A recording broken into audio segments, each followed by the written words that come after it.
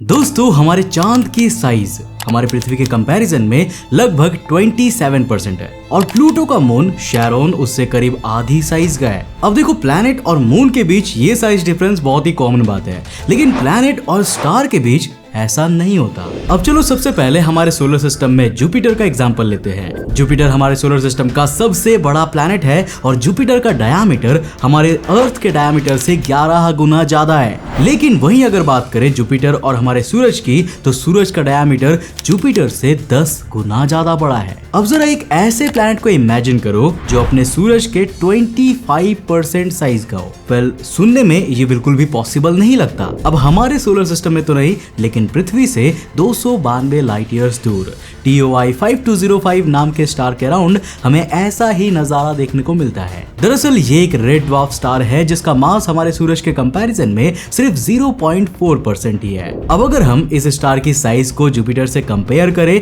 तो TOI 5205 Jupiter से महज 4 गुना ही बड़ा है, जो एक स्टार के लिए बहुत ही छोटी साइज है। पर देखो मजे की बात तो ये है कि इस स्टार के अराउंड जुपिटर की साइज का एक गैस जायंट भी ऑर्बिट कर रहा है। अब देखो इस यूनिवर्स में अपनी एक्सोप्लैनेट्स की खोज के बेसिस पर हम ये जानते हैं कि रेड ड्वार्फ स्टार के अराउंड काफी सारे प्लैनेट्स एग्जिस्ट करते हैं, लेकिन इतने छोटे स्टार के अराउंड जुपिटर की साइज का एक मैसिव गैस जायंट मिलना सोलर सिस्टम के फॉर्मेशन से जुड़ी हमारी नॉलेज को चैलेंज कर रहा है। अब जब एक सोलर नेबुला में एक्सटर्नल डिस्टरबेंसेस के कारण स्पिन क्रिएट होता है तो उसमें सोलर सिस्टम का फॉर्मेशन शुरू हो जाता है। अब यहाँ पर सबसे पहले तो most of the material centre में जमा हो जाते हैं जो स्टार का फॉर्मेशन करता है, और जो थोड़ा बहुत मटेरियल बच जाता है ना, वही प्लैनेट्स और दूसरे ऑब्जेक्ट्स बनाते हैं। अब देखो TOI 5205 के साथ प्रॉब्लम यह है कि अगर most of the material star की फॉर्मेशन में ही खत्म हो गई थी तो एक गैस जायंट की फॉर्मेशन के लिए इतना सारा मटेरियल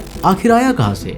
इस सोलर सिस्टम में लिटरली एक इम्बैलेंस बना हुआ है जो कि हमारी अंडरस्टैंडिंग से बाहर है। अब दोस्तों यहाँ मैं आपको बता दूं कि इस एक्सोप्लैनेट को ट्रांजिट मेथड से खोजा गया था। अब देखो जब कोई एक्सोप्लैनेट अपने स्टार के सामने से गुजरता है ना, तो वो अपने स्टार की लाइट का कुछ % हिस्सा ब्लॉक कर देता है। अब इसी ब्लॉक्ड लाइट की इंटेंसिटी के आधार पर एक्सोप्लैनेट की साइज का अंदाजा लगाया जाता है। अब TOI 5205 के केस में ये 7% था, जो कि आज तक मेजर की गई हाईएस्ट ट्रांजिट वैल्यू है, और इसके अनुसार ये एक्सोप्लैनेट एग्जिस्ट ही नहीं कर सकता।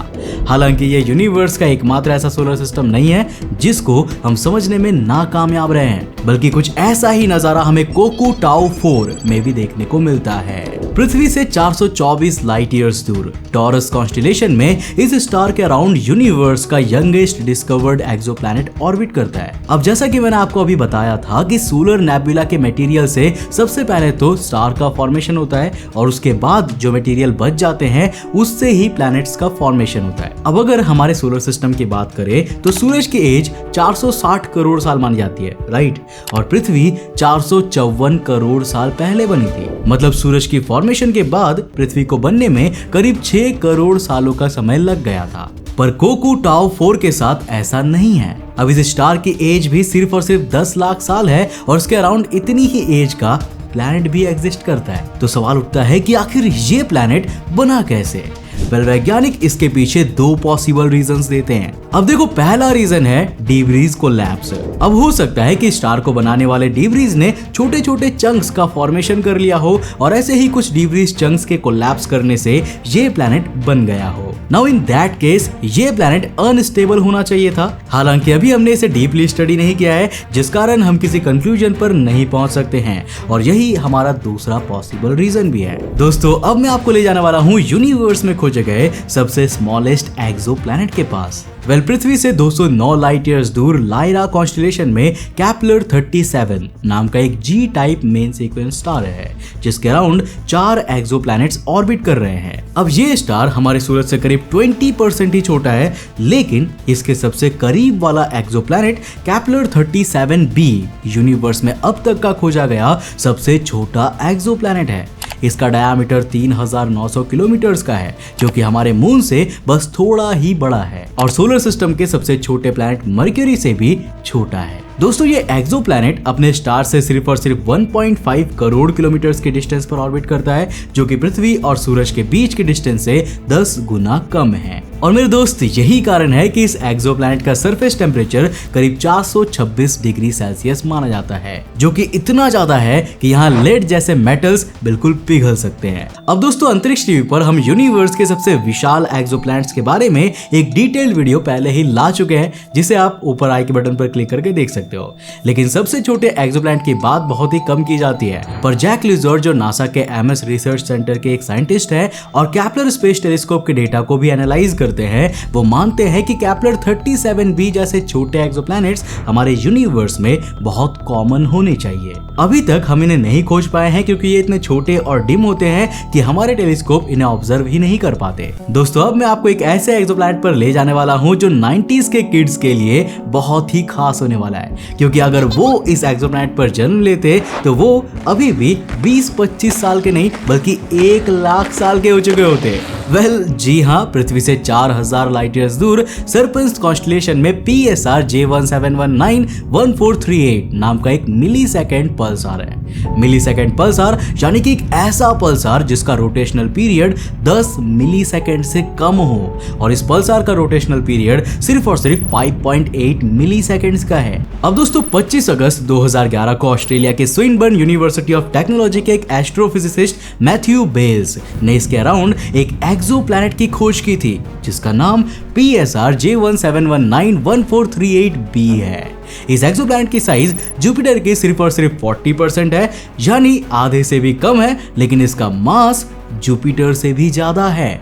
इसके पीछे का रीजन है इसकी एक्सट्रीम डेंसिटी। अब ये पानी से 23 गुना ज्यादा डेंस है और आज तक का खोजा गया डेंसेस्ट एक्सोप्लैनेट भी है। हालांकि यहाँ के एक्सोप्लैनेट की मिस्ट्रीज यहीं पर अंत नहीं होती। ये अपने होस्ट पल्सार से महज 6,19,713 किलोमीटर की डिस्टेंस पर ऑर्बिट कर रहा है, और ये एक्सोप्लैनेट उसे सिर्फ और सिर्फ 2 घंटे 12 मिनट्स में ऑर्बिट कर लेता है। यानी कि इस प्लेनेट का एक साल सिर्फ और सिर्फ 2 घंटे 12 मिनट्स में ही पूरे हो जाते हैं। पृथ्वी के एक दिन बीतने में यहाँ पर 10.9 साल बीत चुके होते हैं। पृथ्वी का एक साल यानी यहाँ के करीब 4000 साल, और अगर आप 25 साल के हो तो यहाँ इतने समय में करीब 1 लाख साल बीत चुके होंगे। नाउ जस्ट इमेजिन कि ये प्लेनेट कितना ज्यादा फास्ट है। पर यार अंतरिक्ष टीवी के पिटारे में 90s किड्स के अलावा लड़कियों के लिए भी एक शानदार एक्सोप्लैनेट है, और वो भी पृथ्वी से महज 57 लाइट ईयर्स दूर वर्गो कॉन्स्टेलेशन में। अब दोस्तों आपने पिंक सिटी जयपुर के बारे में तो सुना ही होगा,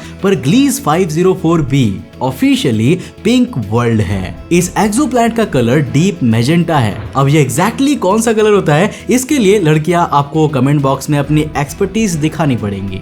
मजाक से हटके इसके कलर का रीजन यहाँ के सरफेस कंपोजिशन को माना जाता है, लेकिन इस एक्सोप्लैनेट का कलर ही इसकी एकमात्र खूबी नहीं है। इस एक्सोप्लैनेट को स्ट्रेंज बनाती है इसकी लोकेशन। ग्लीस 504b जुपिटर की साइज का एक गैस जायंट है, लेकिन यह अपने स्टार से 43.5 एस्ट्रोनॉमिकल यूनिट्स की दूरी पर मौजूद है, जो कि एक गैस जायंट के लिए बहुत ज्यादा दूरी है। अब इसका रीजन भी स्टार फॉर्मेशन से ही जुड़ा हुआ है। अब जहां स्टार के पास पर लेफ्ट ओवर मटेरियल ज्यादा बचता है, और इसीलिए गैस जायंट्स स्टार के पास में ही ज्यादा बनते हैं, लेकिन ग्लीस 504b इसका क्लियर एक्सेप्शन है, और ये हमारी एग्जिस्टिंग थियरीज को चैलेंज करता है। अब अगर हम अपने सोलर सिस्टम की बात करें तो नेपच्यून जो कि सबसे दूर वाला प्लैनेट है, उसकी डिस्टेंस भी सूरज से 30 एस्ट्रोनॉमिकल यूनिट्स की ही है। अब अगर ग्लीस 504b हमारे सोलर सिस्टम में होता तो ये नेपच्यून के भी पार मौजूद होता। अब भाई इस वाले एक्सोप्लैनेट के एग्जिस्टेंस को कंसीडर करने के लिए तो हमें अपनी सारी थियरीज को रीडिफाइन करना होगा। अब आगे बढ़ते हैं दोस्तों, स्टार वॉर्स सागा में आपने टैटूइन नाम का एक प्लैनेट जरूर सुना होगा, जो कि ल्यूक स्काईवॉकर का होम प्लैनेट हुआ करता था। अब देखो यहाँ पर एक नहीं बल्कि दो सनसेट्स हुआ करते थे। पृथ्वी से 245 लाइट ईयर्स दूर सिग्नस कॉन्स्टेलेशन में स्थित केपलर 16b भी कुछ ऐसा ही प्लैनेट है। अब ये यूनिवर्स का पहला कंफर्म्ड एक्सोप्लैनेट है जिसकी ऑर्बिट सर्कम बाइनरी है, यानी कि ये एक नहीं बल्कि 2 सूरज के चक्कर लगा रहा है। जी हाँ, इस एक्सोप्लैनेट की साइज सैटर्न के बराबर है, और ये अपने सोलर सिस्टम के दोनों तारों को ऑर्बिट कर रहा है। अब इस एक्सोप्लैनेट का एक साल 229 दिनों का होता है, और यहाँ दिन में एक नहीं बल्कि 2 बार सनराइज और सनसेट देखने को मिलते हैं। केपलर 16b कई मायनों में काफी ज्यादा स्ट्रेंज एक्सोप्लैनेट है, क्योंकि ये जुपिटर और सैटर्न की तरह गैस का भी बना हुआ है और पृथ्वी की तरह रॉकी प्लैनेट भी है, यानी कि ये गैसियस और रॉकी प्लैनेट दोनों का मिक्सचर है। ये एक्सोप्लैनेट अपने स्टार से करीब 10 करोड़ किलोमीटर दूर ऑर्बिट करता है। अब क्योंकि इस एक्सोप्लैनेट को एक नहीं बल्कि 2 सूरज से रोशनी मिलती है तो इसे काफी हॉट होना चाहिए था, लेकिन ऐसा नहीं है। उल्टा ये एक्सोप्लैनेट काफी ज्यादा ठंडा है, मगर यहाँ लिक्विड वाटर मौजूद हो सकता है। तो सवाल उठता है कि क्या यहाँ पर लाइफ भी पॉसिबल हो सकती है? वेल, तो मैं आपको बता दूं कि ये अपने स्टार के हैबिटेबल जोन से बाहर है, इसलिए यहाँ लाइफ की पॉसिबिलिटी ना के बराबर है। मतलब देखो यार, एक ही एक्सोप्लैनेट में इतने सारे इफ्स एंड बट्स कैसे हो सकते हैं? यूनिवर्स में हर वो चीज देखने को मिलती है जिसे आप इमेजिन कर सकते हो। अब आप ऐसे स्ट्रेंजेस्ट एक्सोप्लैनेट के हमारे इस वीडियो का पार्ट 2 देखना चाहते हो तो नीचे कमेंट करके जरूर बताना। मैं मिलता हूँ आपको नेक्स्ट एपिसोड के साथ, तब तक के लिए बाय, जय हिंद।